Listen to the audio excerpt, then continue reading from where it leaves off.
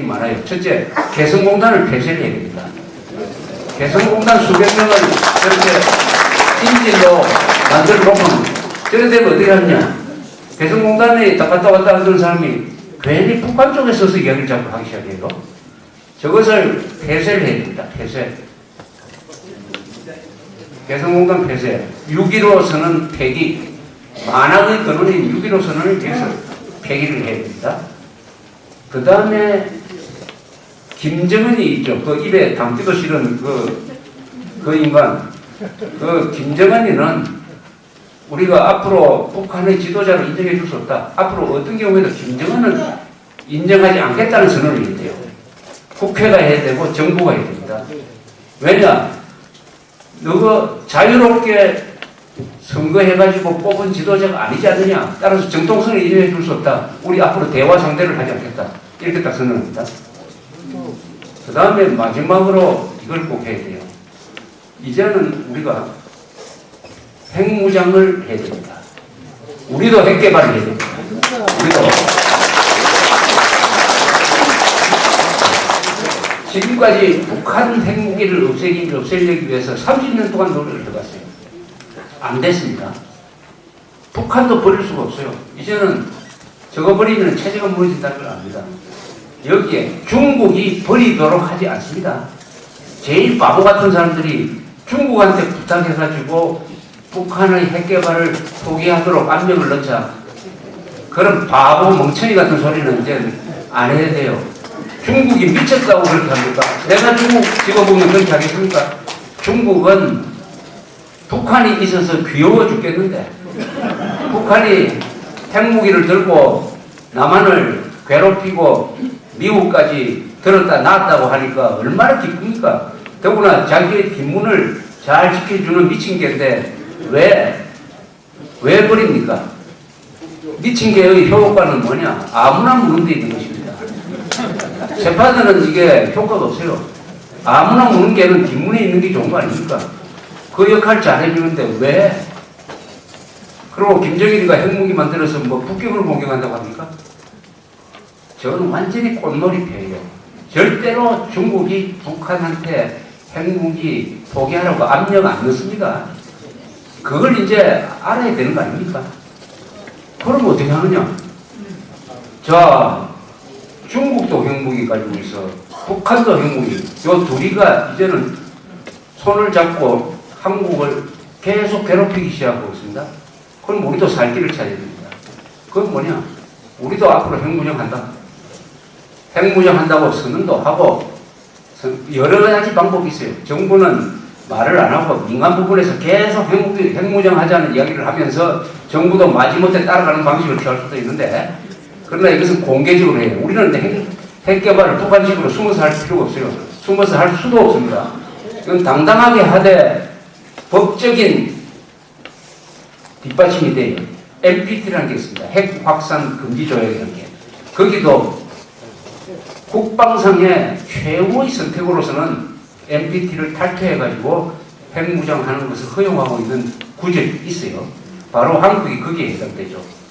국제사회가 유엔이 나와가지고 우리의 적으로부터 핵개발을 중단시키기 위한 수많은 노력을 했고 또 중단한다는 약속을 여러 차례 했는데도 안 해가지고 우리가 안보상 치명적인 위험에 처했기 때문에 국가 생존 차원에서 우리도 핵개발하지 않을 수 없다 하고 세계를 향해서 선언해버려야 됩니다.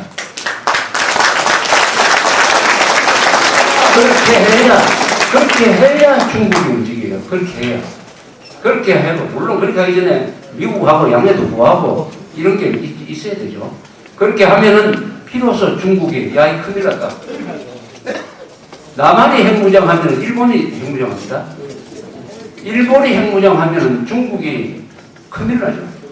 일본의 과학기술력으로 핵무장을 하기 시작하면 단기간에 중국의 핵무장을 넘었습니다. 그러면은 이 동아시아에서 패권 국가가 되겠다는 꿈은 접어야 되죠. 접어야 됩니다.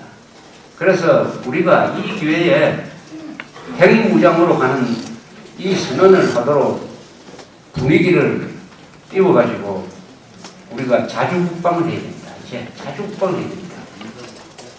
입장을 좀 거꾸로 생각해 보시죠. 만약 한국이 지금 북한 처지였다는 말은 뭐냐? 북한처럼 경제는 망가지고 인구도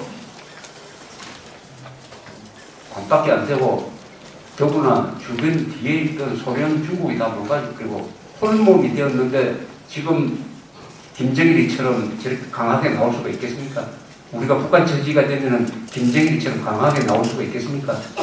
이렇게 유리한데도 불구하고 슬슬 기는데 그런 점에서 김정일의 자주국방 의지, 군인정신 대단한 보이지 않습니까? 그걸 인정해야 됩니다. 김정일이가 나쁜 놈이라는 것도 물론 우리가 다 알지만은 김정일이 그 거기는 어디서 나오느냐? 그건 어디서 나오느냐? 남한을 만만하게 봅니다. 6.25 때 싸워보지 않느냐? 6.25 때 우리는 미군하고 싸웠지 언제 우리가 국군하고 싸웠느냐? 국군은 우리 상대가 아니다. 하는 전쟁을 한번 결심해 본 체제입니다. 북한은. 전쟁을 스스로 결심해 본 체제는 굉장히 강해요. 자기의 운명을 스스로 결심한다. 김정일이 같으면 이명박과 같은 결정을 했겠어요? 폭격을 아마 하루 종일 하다고 그랬어요. 전쟁을 해본 체제입니다. 북한은. 대한민국은 전쟁을 한 번도 해본 적이 없어요. 전쟁을 결심해 본 적이 없어요. 얻어맞고도 제대로 전쟁을 못합니다. 얻어맞은 다음에는 제대로 전쟁을 해야 될 거 아닙니까? 전쟁을 스스로 하는 것은 굉장히 어려워요. 그러나 얻어맞은 다음에는 자동적으로 전쟁이 들어가는데 얻어맞은 뒤에도 전쟁을 제대로 못할 만큼 이런 나라를 뭐라고 그러냐? 살찐 돼지. 살찐 돼지. 북한은 야민 늑대. 대한민국을 살찐 돼지로 만든 사람이 누구냐? 군인 정신이 없었던 김영삼, 김대중, 노무현, 이명박 이 네 대통령이 합작을 해가지고 대한민국을 살찐 돼지로 만들었어요. 이런 우화가 있습니다. 늑대가 지도하는 양떼와 늑대가 지휘관입니다. 양이 쫄병이에요. 그런 부대가 하나 있다고 봅시다. 또 하나는 양이 지휘관이고 늑대가 다 사병입니다. 그럼 붙으면 누가 이기겠어요? 늑대가 지휘하는 양떼 군대가 양이 지휘하는 늑대 군대한테 이긴다는 거 아닙니까? 군대는 전쟁은 지휘부가 이렇게 소중한 것입니다.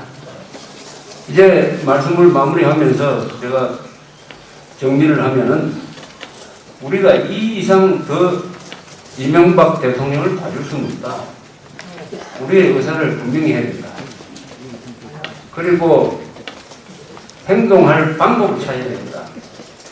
특히 언론에서 국방위원장이라고 하는 요 우리 생활 주변에 있는 요 언론부터 버르장머리를 고쳐놓자. 동시에 우리가 핵무장을 선언해가지고 오늘날 이 모든 문제를 일거에 해소할 수 있는 지름길을 찾아내서 가자. 이것이 저희 오늘의 결론입니다. 감사합니다.